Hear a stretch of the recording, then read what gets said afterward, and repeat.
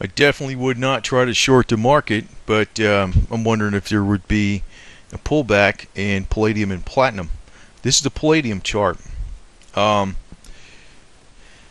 I know fundamentally this metal's in short supply, and so is platinum is in short supply. There's going to be record usage coming up. There's all these reasons why it should go up. That doesn't mean it can't have a fast pullback. And I'm keep thinking about what's going on with the euro. So, I mean, there's fundamentals and there's other things. And I don't like the palladium chart is like, and the platinum chart is really screwy. I don't know if you can analyze too much out of it because it's more crazy than silver. And the best one to look at is gold to kind of see what's going on. It's a smoother chart, it's going along. The rise in gold actually followed QE very well. It's amazing. You could see what was going on. But the one thing I did notice when, say, gold got pulled back, and at least in September, and also silver got pulled back, at least in September, you know, palladium got nailed. I mean, it got creamed, right? So did platinum. And platinum got clobbered in December, too. So I'm wondering if there's some kind of euro crisis where you could forget about the fundamentals about what the metals are. I mean, it's going to be it's not necessarily going to be because there's a conspiracy. It's going to fact that they're going to need money for other things. So there's going to be this mass sell-off of metals. So just put it that way, just a normal type thing. But they bounce back. The thing is, well, it's good if you can guess if a dip, a dip in the market, it would be good.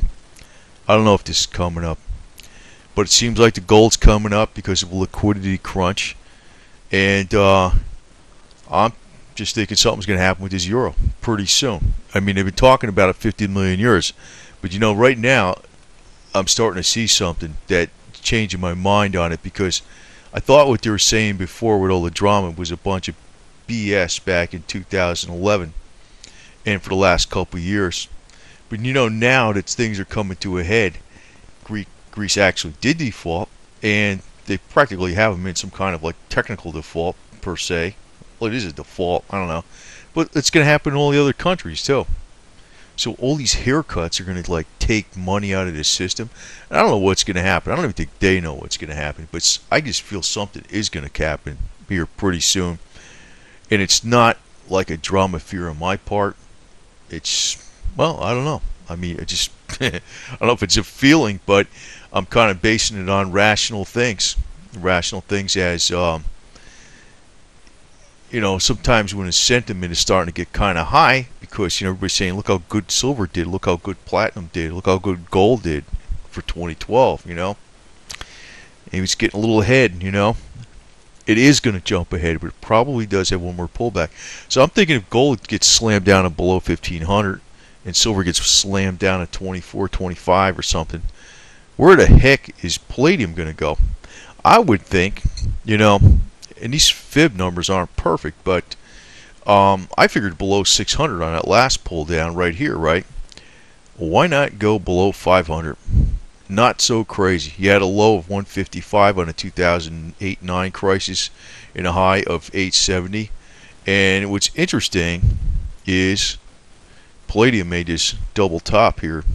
I don't know about that, but I can't put too much into every little thing there is, because sometimes I think what happens with technical people, they try to read too much into the technical sometimes. It's like it works, but sometimes it almost becomes like bureaucracy and organization. It's good to write things down, it's good to be organized, it's good to set up schedules. If you make too many schedules, it interferes with what you're doing. So that's kind of how I look at this technical. You don't want to, it really does work, but you don't want to overlook into too much. But I do think if, say, common sense says, let's make this a postulate, gold is going to go down to below 1500, which means silver is going to go down below 26, probably to 24, 25. Well, I would think if there's all these risk assets are jumping out of risk assets because of a euro liquidity crisis, that palladium, instead of jumping down, we were at 560, and that didn't really hit this fib point perfect, but palladium's a crazy metal. And there's the other things with this Fibonacci. In different currencies, it's going to come out different. Maybe if you took some kind of complicated, I'm not going to work this up because I really don't care. If you took all the valuations of palladium in all the various currencies and use like a weighted average or something, you might find it comes out more accurate too. I mean, it could because the dollar value is higher or lower at different points of time too. But I would think if there's going to be severe pullback, maybe the palladium is going to go down below 500, and it could spring like crazy. In other words, go below 500 and be over 1,000 this year. That crazy. That's one reason I got out of it. Didn't get out of it perfectly, but actually I should have got out of it in August when it was $850 or $860 an ounce or whatever the hell it was back then. But I didn't, and actually I wasn't here, so that's partly why I didn't do that. I wasn't even looking at this stuff. But the thing is, if there's going to be pullback in gold that severe, I just like to know what's going to happen to these metals also. So we might see some severe pullback in palladium below 500. I don't know. Makes sense. Now, if it does that, I think the next time it's going to top this old high here. It's actually going to hit probably in 2012. Probably. I don't know. It could be the best, from a low to a high. It seems to do. Palladium is a wild animal. It's worse than silver. It can actually spring like crazy. And it's not the Russians dumping on the market. I think they did some of that stuff back in here.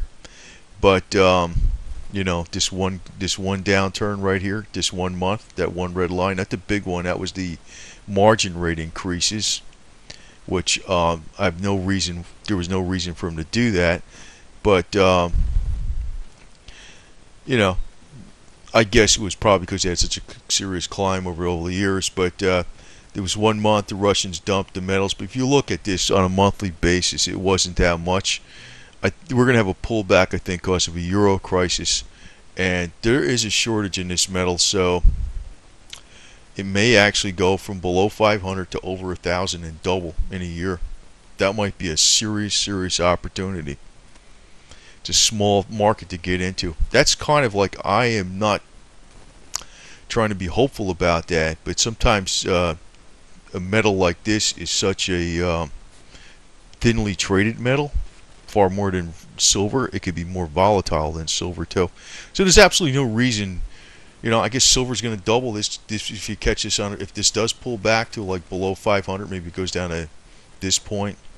Right in here, this resistant point here, that'd be 450. I know on a fib chart it says 428. I don't know. That doesn't seem right to me, but could. You never know. But just kind of looking at some of the resistance points, it might really be in this. Well, actually, if you look at the bottom of these resistance points, that would put it around to 428. That could very well be. So you might see this bounce from 428 to over 1,000. From that's a hell of a bounce if that happens. Now, I would not try to get in leverage on this stupid thing. I don't trust it. Don't trust the leverage on that fund, because this thing is just, there's not many people trading in it. If I was to catch this on some kind of bounce, I would go into the physical palladium, PALL, and just leave it the hell alone. I wouldn't try messing around any leverage on this stuff. This is a crazy metal. Now, as far as platinum goes, similarly, we could probably see something else. And I'm going to do the fib numbers for this. I think this was like 775 to like 2155, something like that. It's pretty close. And the low was actually 1398. And I don't know if this was a little bit higher than that, but it still don't come out. I mean, it still don't come out. But like I says, I don't know. You know, maybe the Fibonacci is a lot closer if you're using all the various currencies in the world, because you know, your dollar's going up, the dollar's going down. You got things going on with the yen. You got things going on with the euro.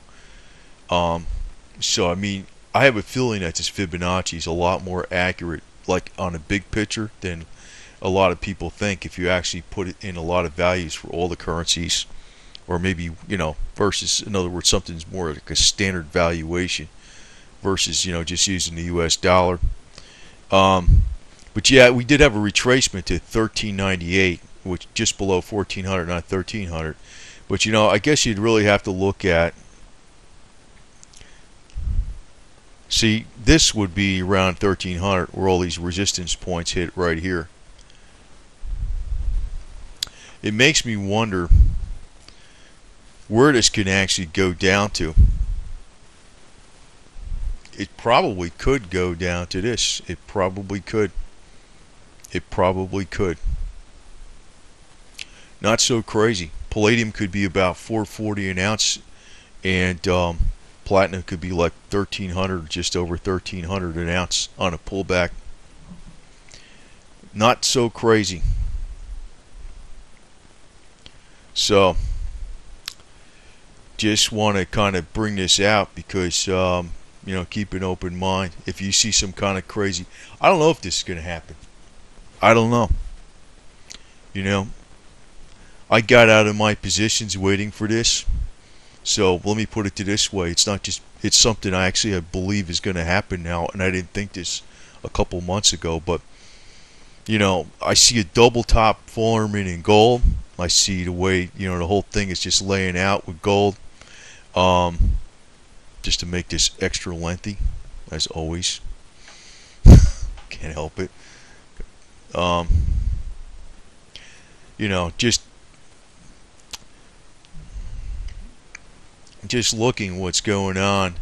I'm gonna change the periods on this damn thing.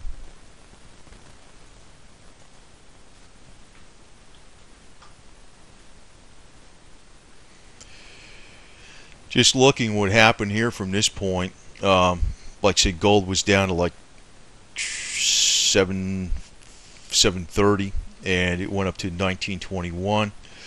The Fibonacci retracement point would actually be in this range right here. It would be below the 1500, and you know, this would be the last one, the lower, the highest high, the lower high, the lower high, lower low, lower low, lower low. That would be the last thing in the last bull flag, and then it would take off. It's like, you know, I'm not going to say the technicals don't work, because they actually do work. It's just that some people get in there so focused that you know, they'll be looking at just one little piece of something, and I guess a lot of things are going on in there, but some people are like bureaucrats to the max, some people are technocrats to the max, and they can't see the forest for the trees. I don't think it's strictly because of technical analysis that this is working. I think this is the laws of nature, and it's investors are humans, and they all have this pattern of thinking, whether they think they're acting in a certain way or not. There's other rules going on behind the scenes. So that's probably really why a lot of times the technicals do work, if you interpret them right. So, you know, if this pullback comes down to this, you know, we might see like Palladium pull back down to like 440 or something like that in this range. That could make perfect sense. Doesn't seem like it right now, but I'm waiting around. I could be totally missing the boat. I could be, but you know what? This is what I decided to do, and if I blow this, I'll just have to, you know, look for something else. That's all.